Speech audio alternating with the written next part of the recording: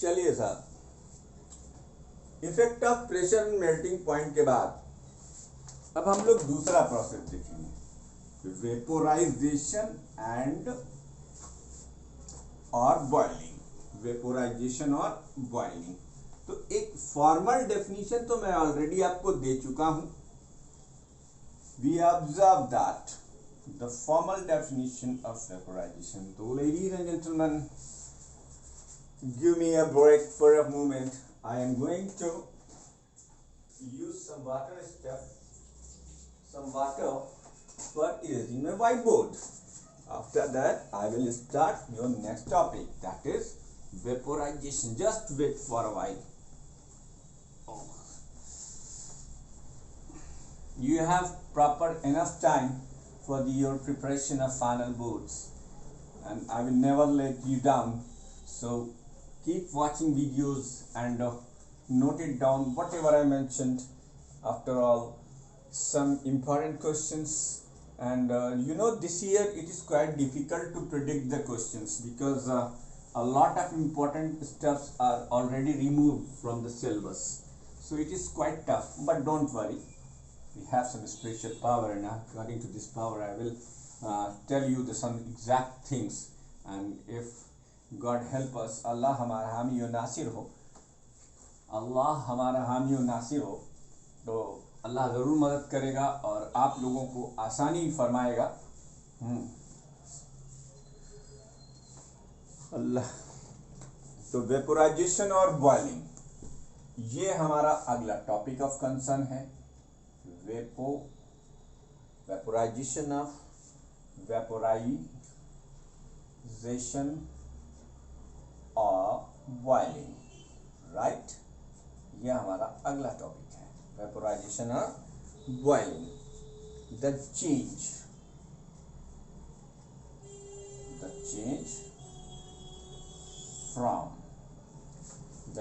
From liquid to gas, the change from liquid to gas. अब gas का ही एक और नाम, there is another name, vapour. To gas or vapor phase on absorption and on absorption of heat at a constant temperature,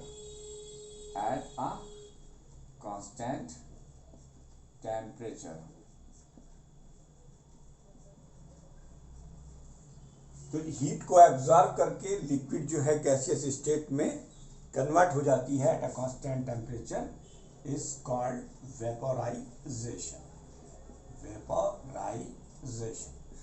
right. तो ये पहली, vaporisation is the process of changing of liquid state to gaseous state at a constant temperature. This is the first one. अब the temperature, the particular temperature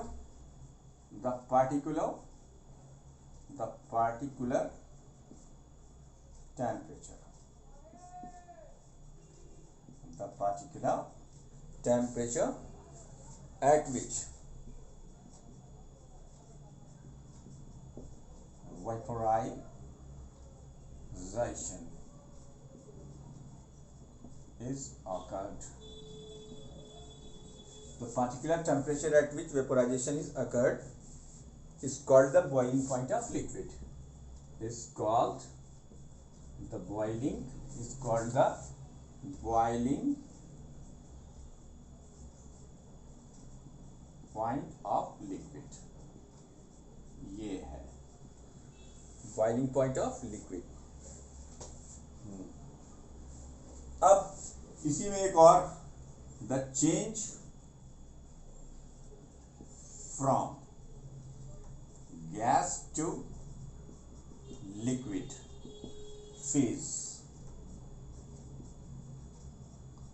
on rejection of heat,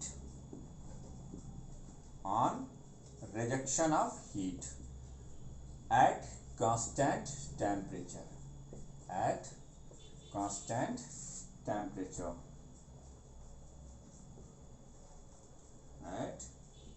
constant temperature is called at constant temperature is called condensation. Condensation.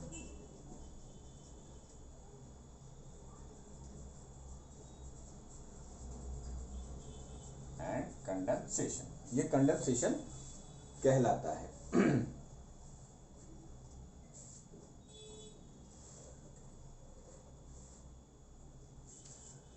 तो the change from the gas to liquid phase on rejection, अगर liquid heat absorb करेगी तो gaseous state में change हो जाएगी, और अगर gas heat reject करेगी तो फिर वो लिक्विड फेज में चेंज हो जाएगी।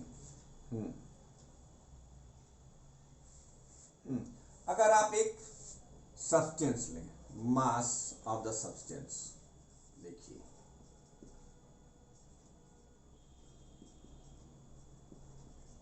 मान लीजिए Q amount of heat is rejected, is absorbed in changing phase from liquid to gas at constant temperature T मान लीजिए, then Q amount of heat is rejected or liberated by the same mass of the substance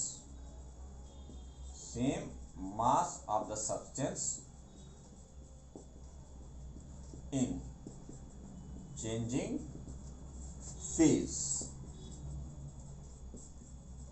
from gas to liquid। ये noticeable point है, gas to liquid, दिख रहा है ना? हाँ, gas to liquid. मैं पढ़ देता हूं। मास ऑफ द सब्सटेंस, अगर आप मान लीजिए m मास के सब्सटेंस का एक लिक्विड लेते हैं, अब लिक्विड की स्टेट चेंज करते हैं, Q अमाउंट ऑफ हीट वो एब्जॉर्ब करती है लिक्विड से गैस में बदलने पर कांस्टेंट टेम्परेचर में, तो वो Q amount of heat reject करेगी या लिबरेट करेगी, मतलब हीट को देगी, दान करेगी, वही same mass of the substance के लिए एट कांस्टेंट टेम्परेचर। जब तक आप टेम्परेचर नहीं बदलोगे तब तक हीट रिजेक्शन और हीट लिबरेशन सेम होगा। दो शर्तें, एक तो mass of the substance constant रहना चाहिए, दूसरे टेम्परेचर कांस्टेंट रहना चाहिए। तो सेम, जैसे मान लिया आपने 100 मिलीलीटर पानी लिया, 100 मिलीलीटर पानी लेने के लिए आपने इसको बॉईल किया 100 डिग्री सेंटीग्रेड पर, ठीक, और वो गैस में बदल गई। उसके बाद वैसे ही आपने कांस्टेंट टेम्परेचर पर उतनी ही हीट निकाल ली, तो फिर क्या होगा, वो उसमें बदल जाएगी, लिक्विड में बदल जाएगी। अब गैस ले लीजिए, अब उसमें से आप हीट निकाल लीजिए, 100 मिलीलीटर की गैस ले लीजिए, तो मास लिक्विड स्टेट में हो या गैसेस स्टेट में हो सेम रहेगा, तब अमाउंट ऑफ हीट भी आपको सेम लेनी या देनी पड़ेगी। बस दो शर्त क्या है, टेम्परेचर कांस्टेंट रहना चाहिए एट कांस्टेंट टेम्परेचर। तो बच्चों इसको नोट कर लीजिए। दो प्रोसेस और आपका हो गया, वेपोराइजेशन और बॉइलिंग एंड कंडेंसेशन। अब इसका एक एग्जांपल भी देख लो। तो बॉइलिंग जब भी होती है तब हीट का एब्जॉर्प्शन होता है, और जब कंडेंसेशन होता है तो फिर हीट का लिबरेशन होता है। बेटा वीडियो को पॉज करके इसको नोट कर लीजिए। मैं फिर इस वीडियो में रिक्वेस्ट करूंगा कि पिछली वीडियोस के कंपैरिजन में आप बताएं हमें क्वालिटी वाइज कैसी है वीडियो। जैसे कि अब बहुत बदल गया और सारी क्लासेस की वीडियोस भी ऐसी है। वॉइस भी मेरी क्लियर आ रही होगी, पूरी उम्मीद है। अगर कोई दिक्कत होगी तो प्लीज मुझे बताएं और वीडियोस को देखें। हो सकता है आप में से कुछ लोग वेदांतु पढ़ते हों, मुझे उससे कोई फर्क नहीं पड़ता। आप हमारी वीडियो देखिए, 100 डिग्री सेंटीग्रेड है, 100 डिग्री सेंटीग्रेड पर वाटर है। बॉइलिंग का प्रोसेस होगा। तो बॉइलिंग का प्रोसेस जब होता है तब हीट क्या होती है, एब्जॉर्ब होती है। ये याद रखना है आपको, हीट एब्जॉर्ब। अब अगर कंडेंसेशन का प्रोसेस हुआ, कंडेंसेशन तो हीट लिबरेट करेगी, ये फर्क होता है, हीट लिबरेटेड। अब ये किस में बदलती है, गैस पर। और गैस भी कितने पर होती है, स्टीम लिखो यार, इसका असली नाम 100 डिग्री सेंटीग्रेड स्टीम। स्टीम का भी टेम्परेचर कितना है, 100 डिग्री सेंटीग्रेड। वाटर का भी टेम्परेचर कितना है, वाटर का भी टेम्परेचर कितना है, 100 डिग्री सेंटीग्रेड। 100 डिग्री सेंटीग्रेड पर वाटर कन्वर्ट होती है स्टीम में, हीट को एब्जॉर्ब करके, प्रोसेस कहलाता है बॉइलिंग। 100 डिग्री सेंटीग्रेड पर स्टीम कंडेंस होती है वाटर में, हीट लिबरेट करके, और ये प्रोसेस कहलाता है कंडेंसेशन। अब आइए, जैसे हमने बॉइलिंग कर्व बनाया, हीटिंग कर्व बनाया था आइस के लिए, वैसे ही हम हीटिंग कर्व फॉर वाटर बनाएंगे। तो हीटिंग कर्व ऑफ वाटर बनाने के लिए एक फ्लास्क लीजिए, फ्लास्क के साथ एक थर्मामीटर लीजिए, और thermometer heating curve for water, heating curve for water, water का हीटिंग कर्व है ये। किसका हीटिंग कर्व है, वाटर का। तो हीटिंग कर्व ऑफ वाटर का जो एक्सपेरिमेंटल सेटअप है वो ये है कि आप एक फ्लास्क लीजिए, फ्लास्क में रूम टेम्परेचर पे वाटर ले लीजिए। Room temperature usually 20 degree centigrade माना जाता है लेबोरेटरी के अंदर, 20 डिग्री सेंटीग्रेड, कहीं कहीं 25 डिग्री सेंटीग्रेड। इस बात की बहस नहीं है, बहस इस बात की है कि जब आपने वाटर को इनिशियली लिया हुआ है तो फ्लास्क का टेम्परेचर मेजर कर लीजिए, जो आपके पास थर्मोमीटर दिया हुआ है। अब आपने थर्मामीटर से वाटर का वो मेजर कर लिया। मेजर करने के बाद उसके बाद ही फ्लास्क को एक बुनसन बर्नर पे रख दीजिए, जो पहले मैंने समझाया था। बुनसन बर्नर पे रख दीजिए और टेम्परेचर को हर आधे मिनट के बाद वो करिए, जब तक कि वाटर से बुलबुले न उठने शुरू हो जाए, यानी वाटर बॉयल न होना शुरू हो जाए। ठीक। और फिर धीरे धीरे एक ऐसी स्टेज आएगी कि आपको नीचे से ऊपर तक फ्लास्क में हर जगह से बुलबुले उठते हुए दिखाई देंगे, बबल्स। तो अब हम एक ग्राफ प्लॉट करेंगे, वही ग्राफ कहलाएगा heating graph. Plot a graph for temperature against the time. Plot a